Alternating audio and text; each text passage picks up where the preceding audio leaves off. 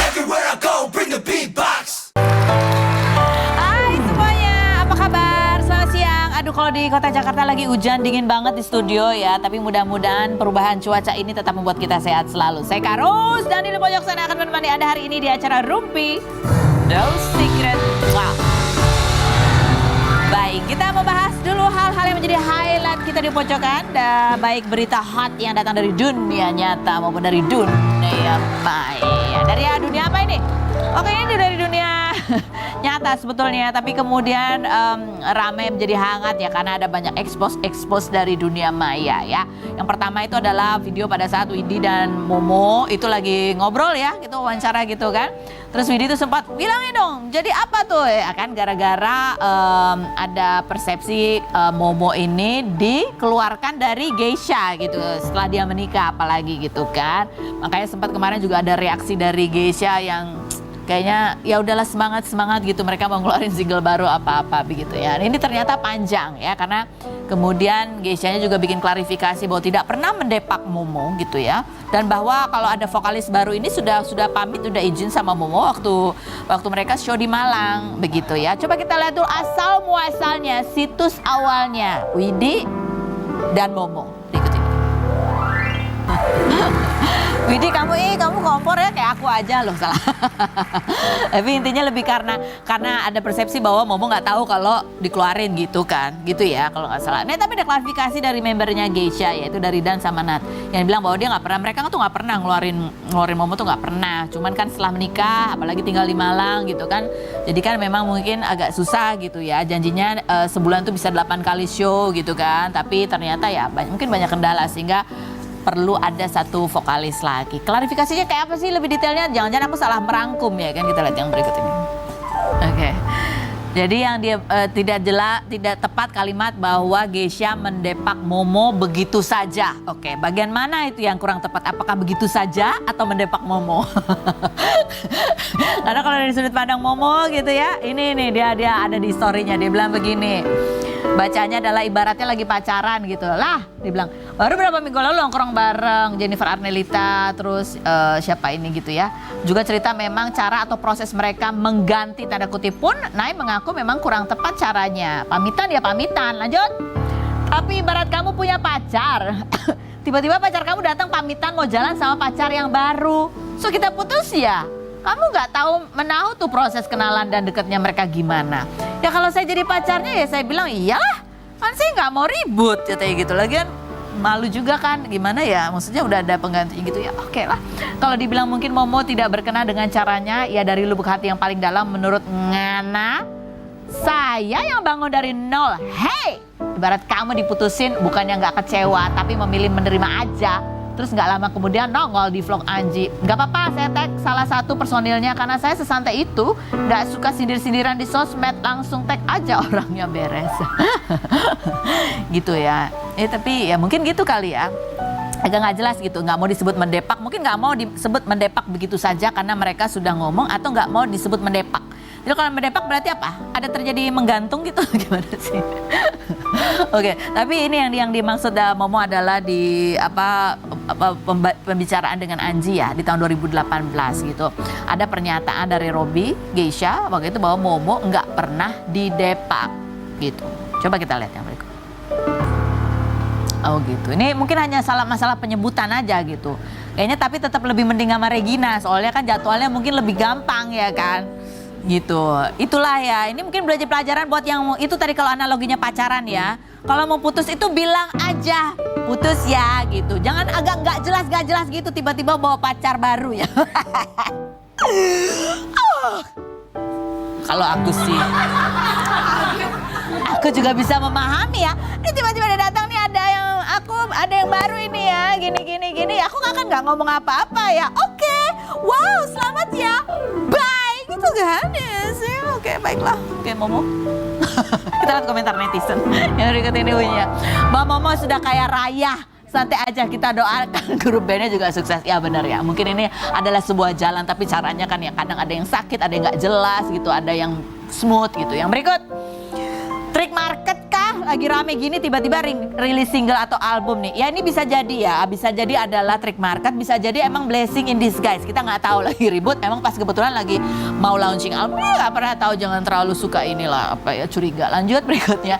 Guysnya ya Momo, nggak ada Momo, mungkin jadi gendis. Gimana sih? Nggak ngerti aku. Lanjut berikutnya. Nah, udah.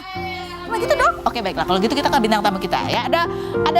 Ada beberapa bintang tamu kita hari ini, berbagai cerita tentu saja begitu ya. Tapi yang pertama kita mau tunjukin ini satu orang yang luar biasa kalau menurut aku ya.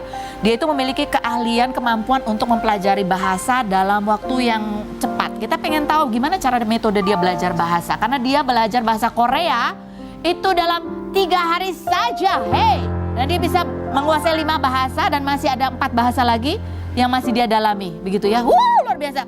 Kita lihat dulu profilnya Adinda Negara berikut ini. Syifa Adinda Negara, konten kreator berusia 25 tahun ini mampu menguasai 7 bahasa, yakni bahasa Indonesia, Inggris, Arab, Korea, Jepang, Spanyol, Prancis, dan Rusia. Adinda awalnya viral karena menyanyikan lagu Despacito menggunakan 5 bahasa, diantaranya bahasa Korea, Inggris, Jepang, Prancis, dan Spanyol pada 2017. Yang hafal 6 juz Al-Quran ini bisa berbahasa asing karena sang ayah kerap mengajaknya ke toko buku dan meminta Adinda memilih buku bahasa asing. Ia juga belajar melalui film dan mendengarkan lagu. Perempuan yang juga viral karena menyanyikan lagu Ojo Dibandingke, dan tiba-tiba versi Korea ini membuat konten reka adegan film Layangan Putus yang dialognya diubah menjadi bahasa Korea dan membagikan tips belajar berbahasa asing. Benarkah Adinda berencana mempelajari bahasa negara di seluruh dunia? Saksikan kisah selengkapnya hanya di Rumpi No Secret.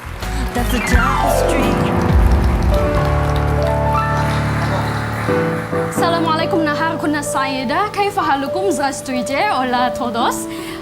자, 오늘은 아침에 너무 맑았고 하늘도 너무 맑았고 그리고 날씨도 너무 좋았거든요. 근데 갑자기 낮에 비 많이 와가지고 여러분들도 어디 계시든 항상 건강하시고 항상 조심하셨으면 좋겠습니다. 예. 그러면 오늘은 في هذا النهار سوف أكون رئيسة الجلسة وهنا أنا اسمي شيفا أديندا نجارة وفي هذا البرنامج Rumpi No Secret. Aduh keren banget sih kamu. Makasih Karena banyak. aku sampai tidak bisa mendetek itu bahasa apa aja itu tadi. Yang pertama Arab. Enggak, pertama bukan? Yang pertama ya Arab. Arab, Ya, betul, terus Arab. habis itu? Terus habis itu Rusia. Rusia. Iya. Oke, terus habis itu? Terus Spanyol. Spanyol. Habis itu? Terus Jepang. Jepang. Baru Korea. Oh, terakhir Korea. Arab lagi. Arab lagi, astaga. Aku aja ya kalau cuma 2 bahasa itu ya di kepala aku crash kayaknya gitu ya. Lidahnya kan di sini sama di sini tuh kayak crash gitu. Kalau kamu kok bisa? Ya kadang-kadang tapi suka ke switch gitu Kak, misalkan lagi ngomong bahasa Arab terus tiba-tiba yang keluar bahasa Korea gitu. Tapi banyak-banyak latihan aja. Kepala kamu kalau lagi ngobrol isinya bahasa apa nih, ngobrolnya pakai bahasa apa? Indonesia masih. Oh, bahasa Ya, Indonesia ya. Indonesia. Kirain karena kan ada tuh anak-anak zaman sekarang ngobrolnya pakai bahasa Inggris di kepalanya gitu, di benaknya gitu ya. Ini ada artikelnya, Adinda Negara kuasai 9 bahasa secara otodidak gitu ya. Bahasa asing pertama yang kamu pelajari adalah Arab, betul? Inggris. Inggris justru. Iya, karena Di kan umur berapa? Waktu umur 5 tahun itu mama kebetulan kan lulusan akademi bahasa asing. Jadi ngajarin kayak biasa sih kayak basic-basic kayak misalkan how are you today gitu. Terus close the door please, close the window please, itu jadi basic. ngomongnya dicampur bahasa Indonesia dan bahasa Inggris. Oke, Sedikit. Nah, kalau bahasa Arabnya kapan? Nah, kalau bahasa Arabnya pas SMP itu masuk pesantren. Nah, kebetulan di pesantren itu bilingual. Kalau biasanya kan bilingual Indonesia sama Inggris. Kalau ini bilingualnya Inggris sama Arab. Jadi nggak boleh ngomong bahasa Indonesia sama sekali. Oh gitu. Nah, itu baru pertama kali kamu belajar Arab? Betul. Oh, TPA juga sih dulu. Oh, TPA Iya, juga. Jadi betul. belajar ya ngaji gitu ya, ngaji betul. gitu ya. Ya, cuma kalau TPA basic banget. Tapi bukannya di pesantren itu juga kamu belajar bahasa Jepang? Oh iya, betul. Di saat yang bersamaan? Iya. Harus bilingual Indonesia dan Arab, plus kamu belajar bahasa Jepang? Iya betul, kalau bahasa Jepang ini benar-benar otodidak sendiri, beli bukunya aja, bawa ke pesantren karena nggak ada gurunya dan yang nggak ada yang ngajar juga, akhirnya udah belajar sendiri gitu pakai buku. Oke, tunggu ya sebentar. Bahasa Indonesia kan tulisannya Latin gitu kan ya. Iya. Bahasa Arab gitu, ya kan beda tuh tulisannya juga beda. Jepang juga beda kan gitu. Iya, betul. Itu salah satu tantangannya Kak. Jadi tantangan terbesarnya emang belajar hurufnya sih salah satunya karena Hurufnya? memang iya. Oke, terus habis itu benarkah kamu belajar bahasa Korea cuma 3 hari? Betul. Nah ini juga Gimana pengalaman tuh? yang lucu banget sih Kak. Jadi awalnya tuh aku nggak bisa bahasa Korea sama sekali. Terus tiba-tiba aku ditunjuk sama salah satu temen aku, temen kampus aku buat ngajar bahasa Korea di kampus. Jadi ada klub bahasa gitu. Oke. Kenapa Nah, dia nunjuk kamu ngajar bahasa Korea? karena kan aku sastra di Fakultas Sastra. Sastra Dan di- Arab dia ya. sastra Arab. Dan di fakultas kita nggak ada sastra Korea di Unpad waktu itu. Jadi karena nggak ada sastra Korea, dia nunjuk yang K-popers suka K-pop gitu. Kebetulan kan aku suka K-pop ya. Random juga teman Iya, kamu ya. random banget. Jadi dia kira aku bisa bahasa Korea dan dia nunjuk aku buat ngajar. Oke. Sedangkan kayak proposalnya udah jadi gitu. Jadi mau nggak mau aku Harus jalan. Betul, aku harus belajar bahasa Korea waktu itu dalam 3 hari langsung ngajar habis itu. Oke, oke. Itu gimana? Dalam 3 hari metode kamu apa? Oke, metode yang aku gunakan itu, tapi itu di luar Hangul. Kak, Hangul itu yang tulisannya. Tulisannya, Iya, oke. itu di luar. Jadi aku udah bisa Hangulnya, tapi belum bisa gramatikal dan macam-macamnya itu belum bisa sama Oke. sekali.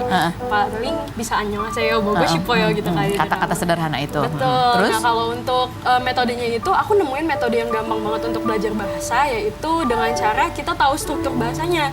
Contohnya kalau bahasa Indonesia itu kan SPOK. Nah kalau bahasa Korea itu SKOP. Nah, tinggal dimasuk-masukin aja Kak, subjeknya apa, keterangannya apa, objeknya apa, predikatnya apa gitu. Kalau udah dimasukin, iya. Lebih mudah. Betul, betul. Korea itu juga ada perbedaan. Kalau bahasa Inggris kan untuk laki, untuk perempuan beda katanya. Oh, kalau Korea nggak ada. Sama aja, Iya. kayak Indonesia gitu ya, sama. Sama kayak Indonesia, tapi untuk beberapa kata ada kayak misalnya dia laki-laki dan dia perempuan beda. Oh gitu. misalkan. Nah terus mempelajari kosakatanya. Itu gimana cara belajar kosakatanya? Itu dihafalin. Sama kan kita sering nonton drama gitu ya Kak, terus dan teman-teman aku. Jadi kayak sering denger K-pop juga. Jadi Iya, ya. kita udah terbiasa Oh, gitu. ada beberapa kata yang familiar gitu ya. Betul. Dari situ kita jadi bukan cuma nonton doang, tapi kita juga belajar. Belajar. Dan Luar menghafal. biasa. Oke, ini ada kompilasi kontennya dia tentang ini kan konten kreator juga gitu ya. Cita-citanya jadi diplomat, betul Iya, ya? betul Kak, betul. Masih bercita-cita jadi diplomat? Amin, doain ya Kak, semoga ada diplomat yang lihat ini. Oke. Mau review Dia aku bisa gitu. kemana aja nih. Oke. Kita lihat nih kompilasi dia membuat konten dengan berbagai bahasa. Kita lihat yang berikut. Jadi 5 tahun yang lalu juga sempat viral di YouTube ya. Kamu Betul. bikin lagu Despacito dengan 5 bahasa ya? Iya. 5 bahasa. Sekarang sudah ada TikTok, dia bikin kontennya melalui TikTok gitu. Betul. Tapi suara kamu bagus kan, bisa nyanyi juga, keren loh. Sedikit Kak, terima kasih. Sedikit. Itu belajar juga otodidak. Oh enggak, sempet les vokal waktu kecil, Oh tapi gitu. kecil banget ya. Oh, waktu. oke, coba kita challenge sekarang menyanyi dalam beberapa bahasa ya. Oke. coba. Mikrofonnya. Dalam nyanyi. Sap. Oke, silakan. Om Daniel, ini juga tantangan untuk Om Daniel ya. Oke, baiklah. Om, lagu yang pertama. Kamu duduk sini aja, duduk Oh, sini oke, aja. oke. Kita minta lagunya Keisha ya, Tak Ingin Usai itu ya. Kalau Keisha boleh berdiri aja nggak? Boleh, boleh. Oh, karena harus gini ya. Oke. Do